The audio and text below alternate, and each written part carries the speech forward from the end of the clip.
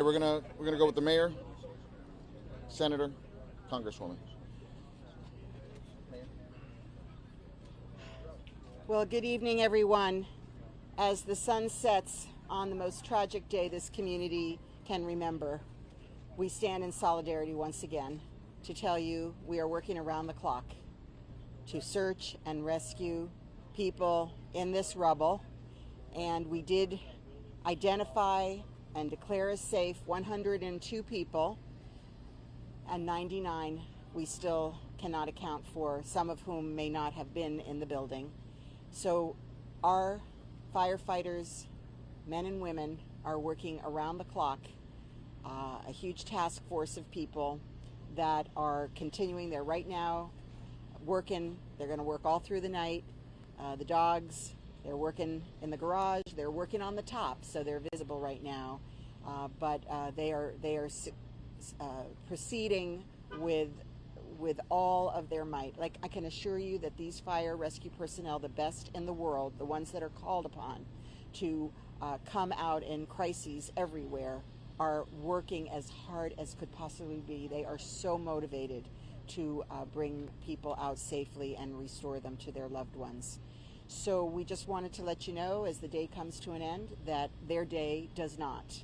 But we will be back bright and early, 7:30. What's our time for our press? Okay, approximately 8 o'clock. We'll be here to report after our morning briefing, and we will report on what has happened throughout the night. We're very pleased that we're joined by our Senator, Marco Rubio, our Congresswoman, Debbie Wasserman Schultz, our Chairman of the Commission, and our Vice Chairman of the Commission. And we just wanted to be sure that we could close out the day for you, and you could all take a rest and come back refreshed in the morning. Estoy aquí con muchos de los líderes para decir que estamos siguiendo sin parar por la noche entera.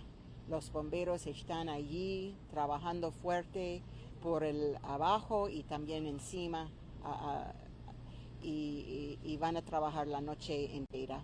Nosotros vamos a parar de nuestro trabajo aquí, de los políticos y los jefes, para que los que están haciendo el trabajo de verdad seguir adelante, y en la mañana vamos a reportar alrededor de las 8 de la mañana lo que ha pasado en la noche.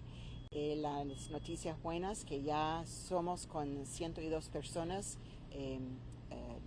notados y seguros, y estamos todavía con 99 o más que no sabemos exactamente. Estamos siguiendo buscándolos. Pero los bomberos están siempre trabajando para todos nosotros, y cuando terminamos este día tan largo, tan triste, estamos todavía con esperanza para un rescate, para gente de esta tragedia. Y ahora voy a invitar a la congresista, el representante Debbie Wasserman Schultz, y después el senador. Gracias. We have reported one. That is what we have. One fatality. Thank you. There's no change. We'll bring you any changes for sure. Okay. Thank you so much, Mayor. I will tell you, after spending the bulk of the day here, that this is a tragedy without precedent in the United States of America. The devastation that I witnessed today is the likes of which I've never seen, and I have been to Haiti and other nations, but to see one building come down like this inexplicably, having a chance to talk to the families whose hearts are breaking, who need and want answers, and who need to have hope that their loved ones will be somewhere under that rubble, and the confidence in knowing that we have the ability to reassure them that we have the best search and rescue experts here, that we do send all over the world, but that we have right here, making sure that everything and anything that can be done to find their loved ones will be done. Having a chance to assure them that if myself or Senator Rubio can help them in any way when they need answers, particularly at the federal level, we're going to be right here. This is an all-of-government, all-hands-on-deck approach. Some of the things that I've worked on today include speaking with the White House throughout today, and with also our state emergency management leaders. Now that the request from the governor has gone up and the state emergency declaration has been made, the president has confirmed that the White House will be granting all of the requests. There will be unprecedented resources that will be sent and available to the families in need, to the cities and to the local government for the cleanup costs that are going to be so essential, and then the long haul needs that FEMA provides with housing, funeral services, all of those things. When the request comes up, the federal government is prepared to provide. So we've had really amazing cooperation at that level. And then lastly, I'll just share with you is that this is an international community. We are the gateway of Latin America. This community in particular has so many Israeli families, and many of them have international family members who are longing for information about their loved ones, and we're working with constituents to help get visas processed quickly so we can get their family members over here to be able to make sure that they can be standing by to get the critical news they're all waiting for. So, and thank you so much to our remarkable first responders. Thank you so much. Well, I can't imagine having someone that I love under the rubble, wanting to believe that they're alive, hoping for a miracle, and the desperation that folks are feeling at this moment. I can't imagine it, and the pain that all we can do is try to help people that are in that situation, and obviously get us answers as well for the future, so something like this never happens again. And I think first, it's already been said. The Congresswoman said it. The mayor said it. I've said it to anyone that will listen. You never want this to happen anywhere, but we are blessed in this community to have literally the best people in the world in urban search and rescue responding to this. And I know that sometimes when you watch it on television, you don't see what's going on under the ground and from the sides, but they are really doing a world-class job, and it's a difficult job, it's a tough job, it's a dangerous job. And it's hard to ask for patience at a moment like this, but it really is what we have. I also think it's a moment to speak about this community, about a Red Cross these are all volunteers that responded almost immediately and have put people that needed to be moved into hotels for the next week, about a Publix manager that showed up at 3 a.m. to start donating water and food and has been doing it all day long. And then, of course, on the government and the Jewish community here that's responded through multiple different organizations that have been coming all day. So it's been a phenomenal community response, which is what we can do for people in a time like this. And it's been a whole of government, as Congresswoman Wasserman Schultz has said. We have members of the state delegation here, Senator Pizzo and Senator Book and Senator Ileana Garcia. We have members of Congress here. Obviously, you have the mayor, county commissioners. And I want to thank the White House and the president, who was very forward-leaning today in saying these resources from the federal government will be made available.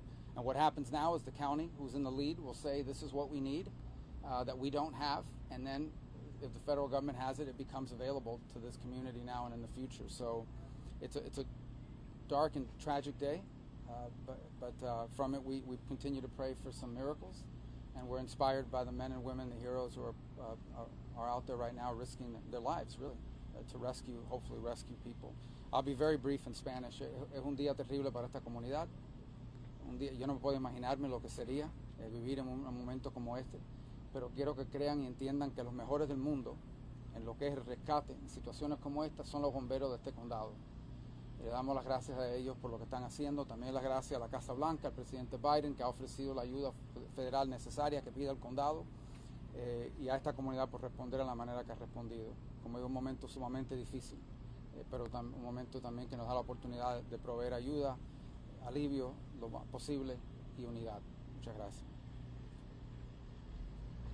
Thank you, Senator. Thank you, leaders, for all your great comments. We're going to keep it brief, 2 to 3 questions. Is there any specific, Doug, your question was already answered? One, that's it. Okay. Any other questions? One question over here. La pregunta es en español. I'm going to say it in English, but I'd like to have an answer in Spanish. I know that Mayor Denise Cava said that the firefighters are going to continue working all night.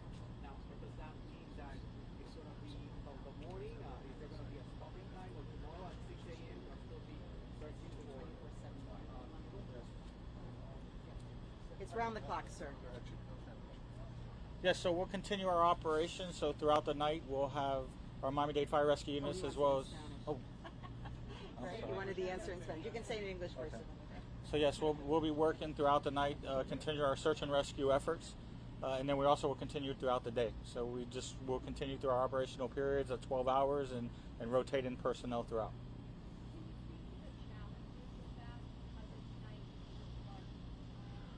Yeah, well, obviously at night more difficult. We do have adequate lighting, and we just methodically. It's a slow process, slow search. It's definitely a lot of hazards, so we have to be extra cautious as well. How do you fight against your guys getting disappointed going for this long, being discouraged going this long, having not found anything? It's difficult, but it's hope. The opportunity of why we're here and the chance. So we heads up and we keep going. Eric in Spanish. We'll do how long are they going to be working in the next.